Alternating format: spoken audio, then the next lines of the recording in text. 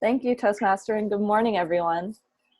Before I begin, I would like to once again thank you for welcoming me into this organization. I've had the pleasure of attending several meetings as a guest, and this is my first as an official member.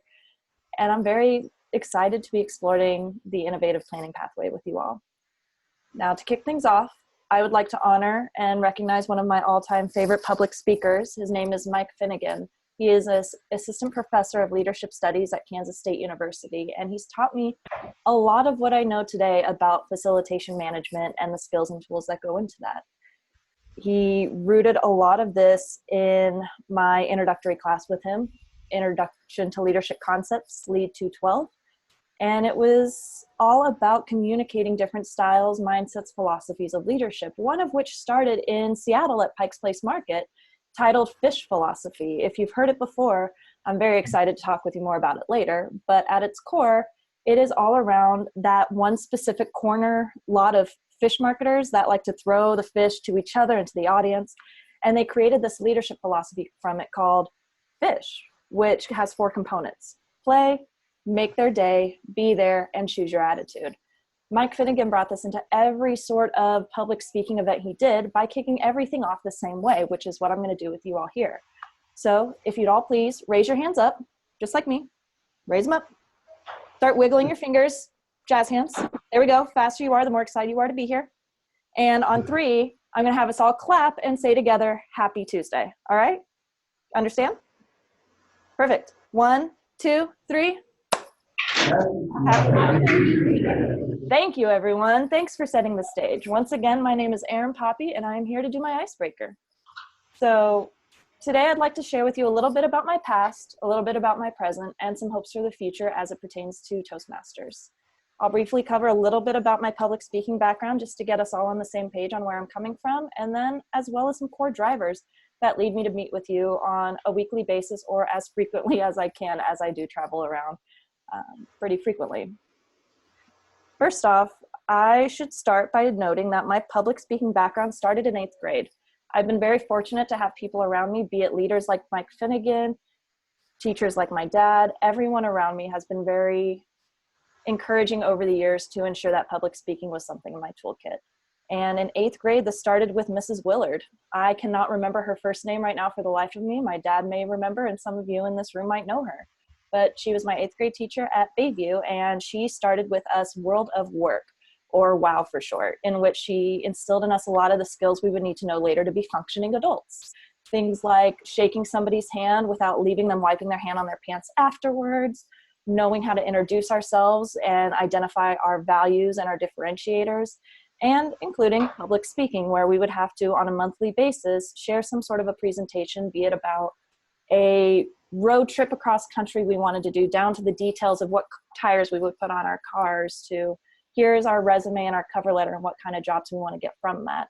And this all spiraled into what Burlington Edison did, which I talked about briefly when we were exploring what these things could look like, which is Pause, a presentation class that met on a weekly basis and presented on a work cumulative portfolio on a monthly basis, leading up to a giant presentation our senior year in front of faculty or community members and a mix of both that determined whether or not we were going to graduate based on the experiences we had had in high school up until that point. And that led me to K-State, to Mike Finnegan, to leadership studies, and all of the opportunities I had in college to better refine this ability, be it through competitions, through being an editor-in-chief of a yearbook and having to manage teams of photographers, of writers, of having to communicate knowledge through interdisciplinary backgrounds without shutting people down to this higher concept of leadership studies, which sounds really frivolous when you don't break it down into the core of why is this useful to you. All of that led me to where I am today, which is a place where I get to do facilitations and public speaking on a near daily basis, usually through this method using Zoom nowadays to communicate Clifton's strengths and the assessment, its purpose. It's a personal and professional development tool, and I use it daily to communicate values, differentiators, cultures, theories, everything to the people I work with through Charette Venture Group, which is a company that partners with small to mid-sized architecture firms to better them into greater businesses. The core challenge for me here is that this is also primarily online. So there are things that I learned through in-person facilitation techniques that don't really apply in this format, be it being able to relearn how to read a room without physically being there, understanding how invested people are in the conversation when I can't really directly make eye contact with each of you. Do I look at my screen where you all are? Do I look up here at the camera? It's a little bit of mix of a lot of things that I'm still figuring out. And Toastmasters is going to help me with that, and I hope help you all with it as well.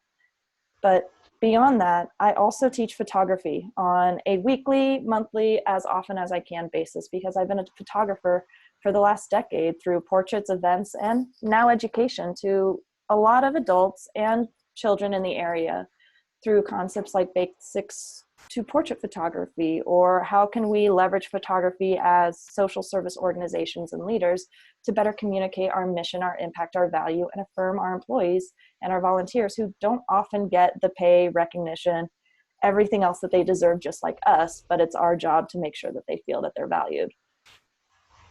Now, it may just be my teaching philosophy or my core Clifton strengths of learner, but I know that this process is not about the destination. It's about the journey.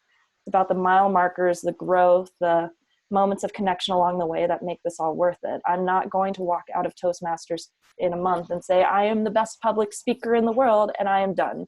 It's never going to happen. I, similar to all of you, hope that this is going to be a lifelong commitment from here on out, and that I continue to improve, whether it's in my ability to limit my ums and my ands, and hopefully those two don't get counted against me because they were a part of the speech, not a hiccup, or to better communicate concepts and ideas that inspire action, not just interest. That's part of the reason why I picked this pathway, is that I want to be able to communicate ideas that lead to things happening, not just someone saying, well, that's neat, and then moving on. But beyond those core fundamental development reasons, I also view this as an opportunity to get in touch with my community from my childhood. I have constantly been in awe and in service to Skagit Valley and the surrounding areas, to the organizations my parents are involved in, to the ones that reached out and helped me when I needed it. And no matter how far away I get from that community, I want to continuously give back. And if being a part of Toastmasters and supporting each of you, whether it's in here or in your outside ventures, is a way of doing it, then that's where I want to be. So with that, I want to thank you all again for listening to my first official Toastmasters speech, and I look forward to sharing more with you in the future. Thank you.